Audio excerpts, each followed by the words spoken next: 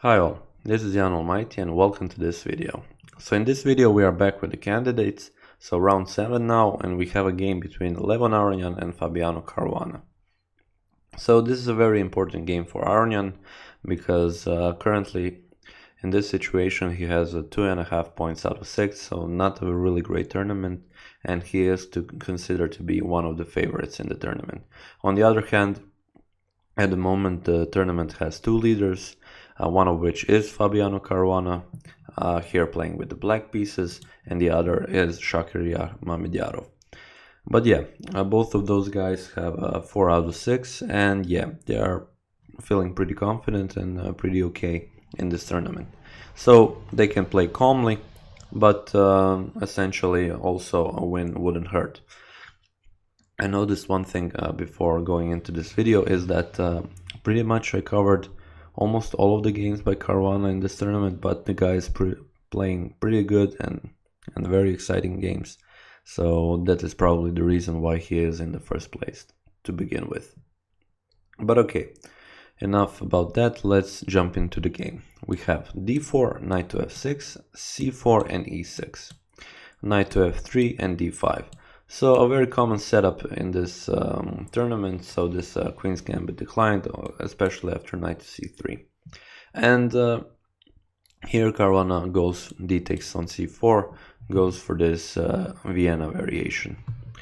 And okay, now we have e4 right away and bishop to b4. So white is building a center and black decides to counter it with bishop to b4, pinning this knight, so now knight to e4 is a possibility. So we have bishop to g5 and now h6, attacking this bishop, making him choose. And now in this moment it is actually not too good because the move you often see in this positions is bishop to h4.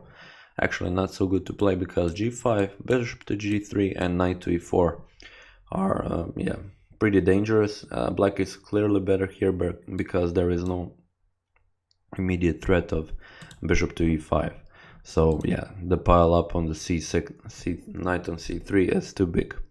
So here Aronian has to take on f6 and queen takes on f6. We have bishop takes on c4 and now c5. White at this point has actually a really formidable center, and yeah, Caruana wants to crush it, and the move like c5 is a very good move. So usually in these positions now e5 is a possibility, kicking out the queen, so kicking out the queen out of the way. Definitely not something like taking on c5 or even d5, because there are these threats of actually capturing with the queen. Knight comes to d2 to defend the bishop, but nevertheless here black would be better. So in this position actually Aronian went castle, so put the king to safety and then continue with the plan. We have c takes d4 and now e5, kicking the queen. Queen to d8, still defending the pawn, and now knight to e4. So there was nothing wrong to actually capture this pawn with the queen or with the knight, but that would lead to a more drawish game because after knight to c6, black would be okay here, and yeah, essentially go for some, not going for some much chances. And as I've said, Aronian is on 2.5 points out of 6. And he really wants to get back into the tournament, and what he needs to do that, he needs to play aggressively and actively, as he does. We have castles and queen to e2, once again not capturing on d4, rather you will try to bring one of the rooks to d1 and then with the knight and the rook attack this pawn. We have bishop to e7 because at this point this knight and the queen are looking kind of scary.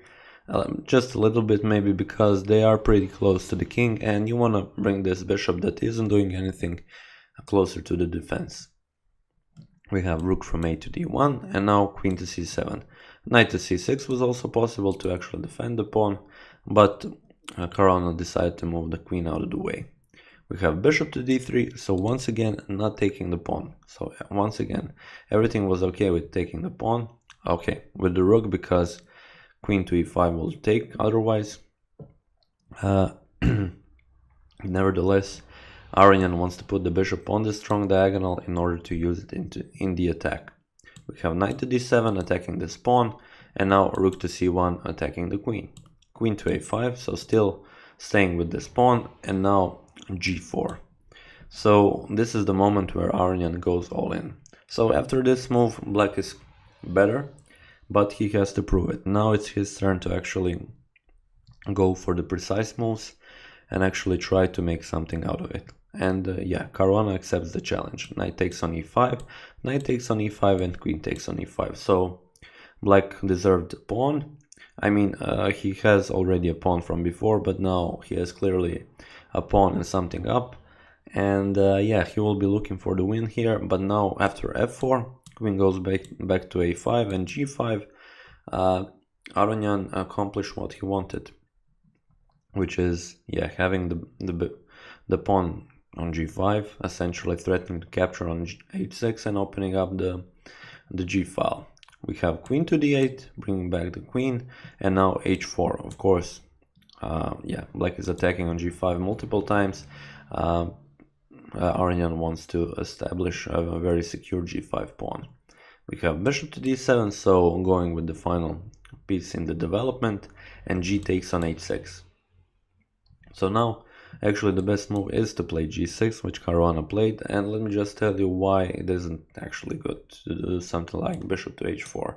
So disregarding this pawn and everything, because you would have h takes on g6, g7, king takes on g7, for example, if you don't want to move the rook and have some problems. Even if you move the rook, then queen to h5 is a problem, because queen to h8 is a checkmate threat. So you can take with the king, but yeah, essentially whatever you play, you are in a worse position, because queen to g4 check, king to h6, so you want to move here so that you can, let's say, stop the queen h5 check. We have knight g5, bishop takes, f takes, queen takes, and now rook to f6 actually. Any reasonable move to play is queen takes on f6, and now actually rook to c2, and there is no stopping of rook to h2. The only move that black can play is queen to g6. After bishop takes, f takes, we have rook check, king g7, and queen d4, and the bishop is also falling. So after all of this, white would be very, very good. So of course you have to address a move such as g captures on h6, and Caruana played correctly g6. And now this is not a problem for black, because there is no dark square bishop in white, so he is feeling pretty confident. But Aronian wants to open up the position, and he plays h5. We have king to h8, and now king to h2. Still, you want to put the rook on the g file, and also you don't want to put the king on the h1, because bishop c6 is spinning this knight easily. We have bishop c6 nevertheless, because this bishop is a very strong piece now, and rook to f3. Yeah, it's unclear actually. I mean, the clear idea is to put the rook on h3 or g3 and have the other rook come to g1. But is it the best move? I'm not so sure, because yeah, you're putting the rook right in front of right behind the knight, which is pinned. So yeah, it's a questionable move. Now maybe Caruana could have gone for something like queen to d5 or queen to a5, attacking the h5 pawn.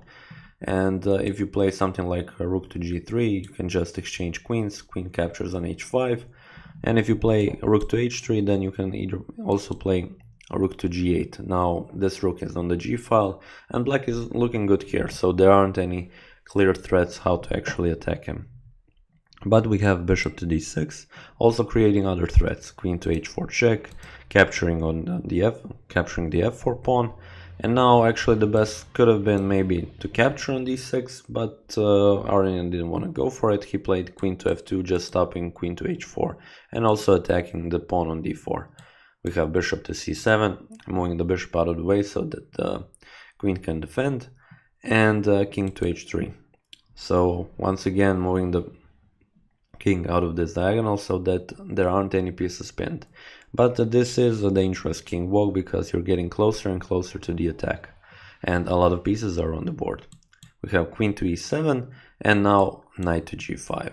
So Aronian decided to go for that final blow, because now it's the right moment, and yeah, it's questionable actually. I mean, bishop to f3 was okay, nothing wrong with this move at the moment, because yeah, Ali, but I guess black was kind of scared of this threats with the knight capturing on g6, so he decided to open up the position with e5, which is a good move, because yeah, as I've said, it opens up the position. There are threats like e4, he captures on f4, this diagonal is open, so there are some checks, and actually to hold everything, Aronian had to sacrifice the rook on c6. Bishop c6, so now b takes on c6, so now yeah, he got rid of this strong bishop, and he also played knight takes on f7. Rook takes on f7 and h takes on g6. So essentially Aronian gave up a rook, but now he has this strong two pawns, and yeah, if Caruana doesn't know how to defend against it, yeah, he will be looking good.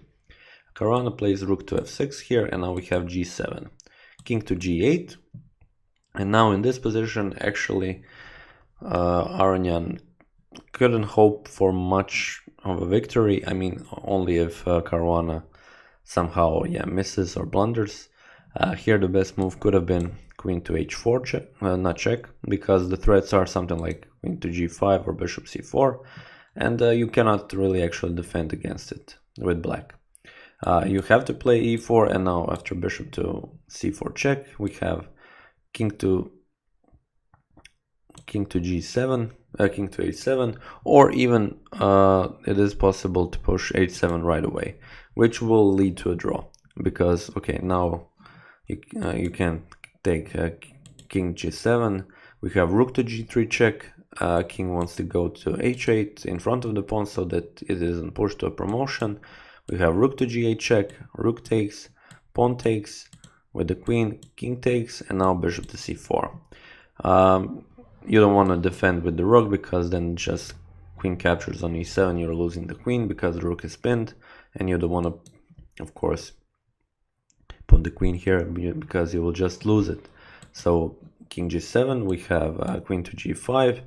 Once again, rook to g6 isn't possible because the queen is just there for the taking, and we have king h7, and now after this checks you will go into perpetual. And yeah, Aronian could have gone for something like that, but I guess he wasn't satisfied with the draw, or maybe it is a difficult line to see, because I mean, but after queen to h4 it is really hard to go against white. Essentially he pushed these pawns and he can use them by promoting to have some actually nasty tricks up there. But nevertheless, instead of queen to h4, we had bishop to c4 right away, and now king to h7. The problem is now for Aronian, there is no bishop to d3 check, because e4 comes and it just blocks this bishop. So we had queen to h4 only now, and there is no pushing of the h7 pawn now. So yeah, essentially, here black lost his chances, and here we have e4. So blocking off this diagonal, and now Caruana is just in a better position. We have rook to g3, and now also bishop takes on f4. The clear threat is to capture on h6 pawn. We have, because of that, g8 queen, rook takes, and bishop takes. King has to go on h8, and now one final try, which was a rook to g7, but after queen to f8, there is no stopping of capturing on the h6. And then after that, even the rook, you cannot push even the pawn, because the rook will just fall. So in this position, Aronian decided to resign the game. So he tried to play actively and aggressively, but it didn't work out for him as much. So in the end, he lost this game. After this round, Caruana is the sole leader after 7 rounds with 5 out of 7, which is an exceptional result on the candidates tournament. So having 1.5 point more than half of the points in the tournament, that is just great. Mamedyarov draw the game, so he is currently second with 4.5 out of 7. And today it's round 8, so we are going into the second round of the tournament, where the players will have the other color pieces, and Caruana is looking good. So playing the most exciting games at the moment and playing the most exciting tournament. And may I say, quite deserve to be in the first place at the moment. And yeah, that is pretty much it for this video. I would like to thank you for watching it, and I will see you next time.